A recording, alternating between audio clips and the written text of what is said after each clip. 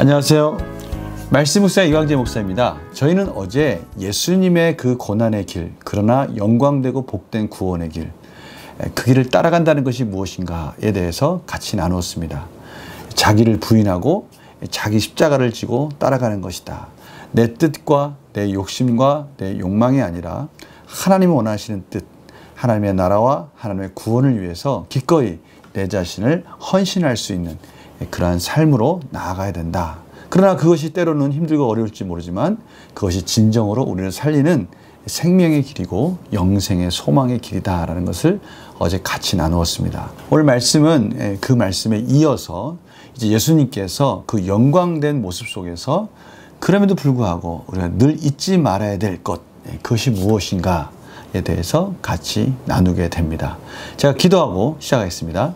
하나님 감사합니다. 오늘도 하나님께서 귀한 시간 말씀을 묵상하며 말씀 가운데 이 세상을 바라볼 수 있는 놀라운 지혜의 시간을 허락해 주셔서 감사합니다. 성령님 조명하여 주시고 하나님 인도하여 주셔서 복된 말씀을 풍성히 깨닫고 삶에서 승리하는 삶이 될 수 있도록 인도하여 주시옵소서. 감사드리며 예수님의 이름으로 기도드립니다. 아멘. 마태복음 17장 1절 13절 말씀을 봉독해 드리도록 하겠습니다. 엿새 후에 예수께서 베드로와 야고보와 그 형제 요한을 데리고 따로 높은 산에 올라가셨더니 그들 앞에서 변형되사 그 얼굴이 해같이 빛나며 옷이 빛과 같이 희어졌더라. 그때 모세와 엘리야가 예수와 더불어 말하는 것이 그들에게 보이거늘 베드로가 예수께 여쭈어 이르되 주여 우리가 여기 있는 것이 좋사오니 만일 주께서 원하시면 내가 여기서 초막 셋을 짓되 하나는 주님을 위하여 하나는 모세를 위하여 하나는 엘리야를 위하여 하리이다. 말할 때 호련히 빛난 구름이 그들을 덮으며 구름 속에서 소리가 나서 이르되 이는 내 사랑하는 아들이요 내 기뻐하는 자니 너희는 그의 말을 들으라 하시는지라. 제자들이 듣고 엎드려 심히 두려워하니 예수께서 나와 그들에게 손을 대시며 이르시되 일어나라 두려워하지 말라 하시니 제자들이 눈을 들고 보매 오직 예수 외에는 아무도 보이지 아니하더라. 그들이 산에서 내려올 때 예수께서 명하여 이르시되 인자가 죽은 자 가운데서 살아나기 전에는 본 것을 아무에게도 이르지 말라 하시니 제자들이 물어 이르되 그러면 어찌하여 서기관들이 엘리야가 먼저 와야 하리라 하나이까. 예수께서 대답하여 이르시되 엘리야가 과연 먼저 와서 모든 일을 회복하리라. 내가 너희에게 말하노니 엘리야가 이미 왔을 때 사람들이 알지 못하고 임의로 대화하였도다. 인자도 이와 같이 그들에게 고난을 받으리라 하시니 그제서야 제자들이 예수께서 말씀하신 것이 세례요한인 줄을 깨달으니라. 아멘. 오늘 본문을 보면요, 예수님께서 찬란한 영광 가운데 예수님의 정체성이 다시 한번 드러나는 그런 장면을 저희들이 보게 됩니다. 이러한 예수님의 그러한 영광 가운데도 불구하고 예수님은 다시 그 순종의 길을 묵묵히 가는 것에 비하면 제자들은 전혀 지금 일어난 일이 무엇인지도 깨닫지 못하고 또 구약에서 예언되어지는 일들 또 그 예언대로 지금 진행되고 있는 일들 이런 것들이 전혀 무엇인지 깨닫지 못하고 있는 그 무지함, 이런 것들이 예수님의 그 순종의 모습과 대조되고 있다는 것을 저희들이 알 수가 있습니다. 이것은 참으로 중요합니다. 예수님은 분명한 사명을 가지고 그것을 깨닫고 그 길을 가시고 계시지만 제자들은 아직까지도 자신들이 이 인생 속에서 무엇을 바라보고 살아야 될지를 정확히 깨닫지 못하는 모습을 저희들이 보는 것이죠. 오늘 이러한 과정들을 통해서 과연 저희들은 이 세상을 사는 목적이 무엇이고 그것을 저희들은 사명이라고 말합니다. 우리가 목숨을 걸고 이 세상에서 남겨져야 될 의미 있는 인생은 무엇인가 라는 것에 대해서 다시 한번 깨달아야 되는 것이죠. 왜냐하면요, 그것이 우리의 삶의 힘이 되고 능력이 되고 또 그것이 우리 삶을 이끌어주는 소망이 되기 때문에 그렇습니다. 오늘 보시기 바랍니다. 엿새 후에 예수께서 베드로와 야고보와 그 형제 요한을 데리시고 높은 산에 올라가십니다. 이 높은 산은 여러 가지 어떤 산일까 궁금해 여기고 있지만요, 보통 헐몬산으로 이야기를 합니다. 그 산으로 올라가는 이 제자들, 세 제자를 보면요, 항상 이들은 예수님께서 먼저 부르신 제자들이고요, 또 이들은 항상 제자들을 대표하는 자들로서 앞으로 교회를 세워가는 데 있어서 지대한 공헌을 할 그런 제자들이었습니다. 그래서 예수님은 이런 제자들에게 뜻있는 또 영적인 경험을 시켜주기를 원하셨던 것이죠. 이들 앞에서 예수님께서는 변형이 되셔서 이 세상에 육신이 오기 전에 그 영광된 모습, 그리고 앞으로 부활 후에 나타날 그 영광된 모습으로 먼저 이들에게 보여주고 있다는 것을 알 수가 있습니다. 그 얼굴이 해같이 빛나고요, 옷이 빛과 같이 휘어진 겁니다. 그때 두 인물이 나타납니다. 한 인물은 모세입니다. 모세하면 저희들이 늘 생각해야 될 것은 율법의 수여자로서 율법을 책임지는, 율법을 대표하는 그러한 자로서 저희들은 구약의 인물로 기억할 수 있을 것입니다.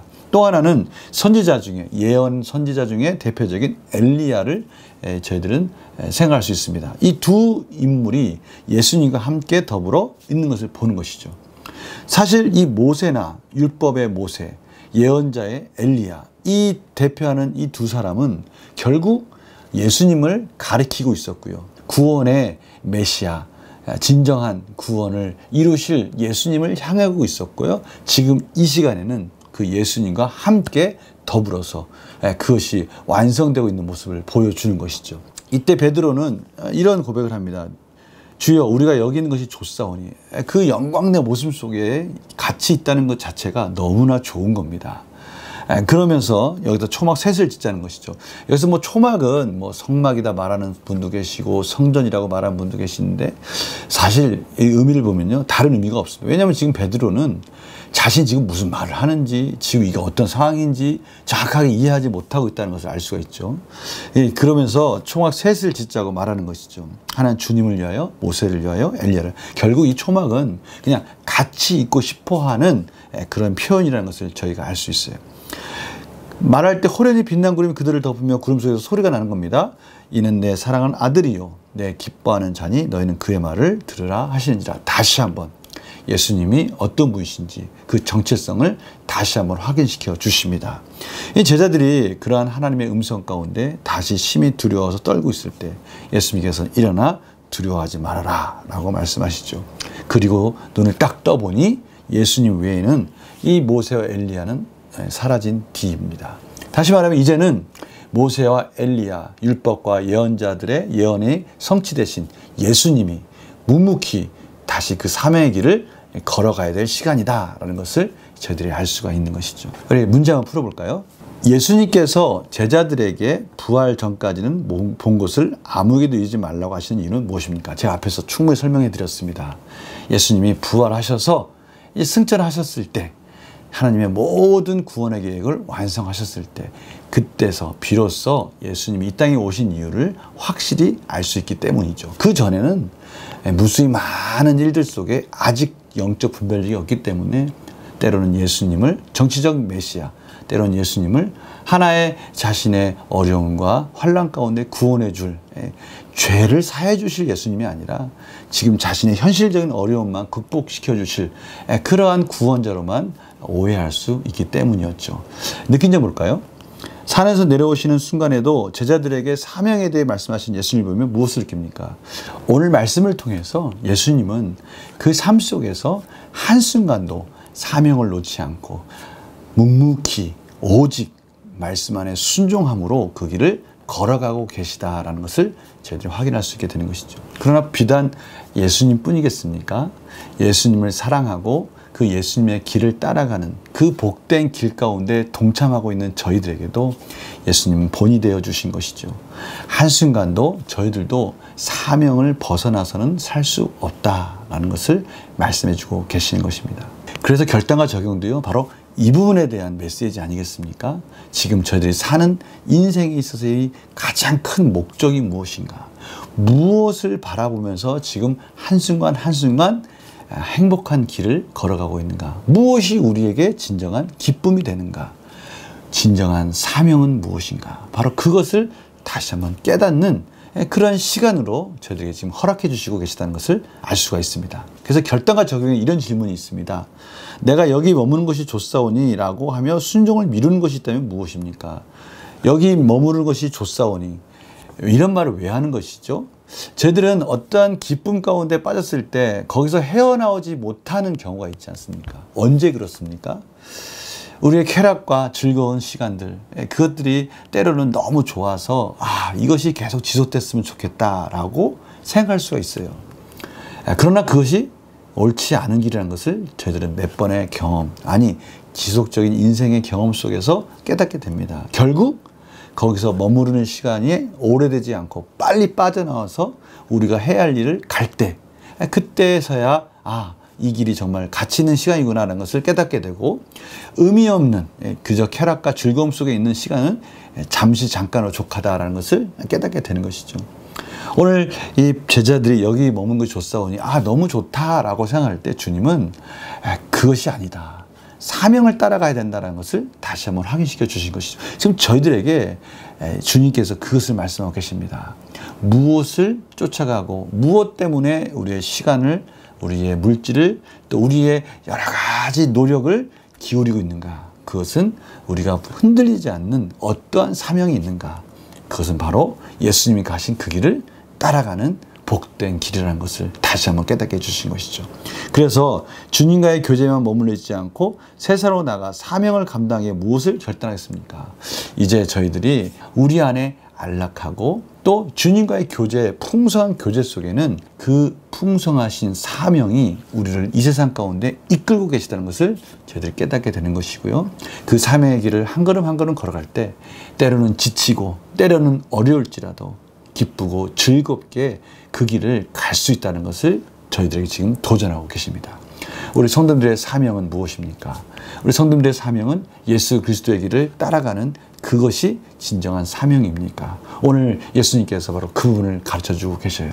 우리의 사명은 하나님의 구원을, 하나님의 나라를 세워가는 것이고, 우리가 그 길에 동참했을 때가 인생에서 가장 가치 있고 우리가 인생 속에서 힘 있고 능력 있는 삶을 살 수 있는 비결이라고 말씀하고 계십니다.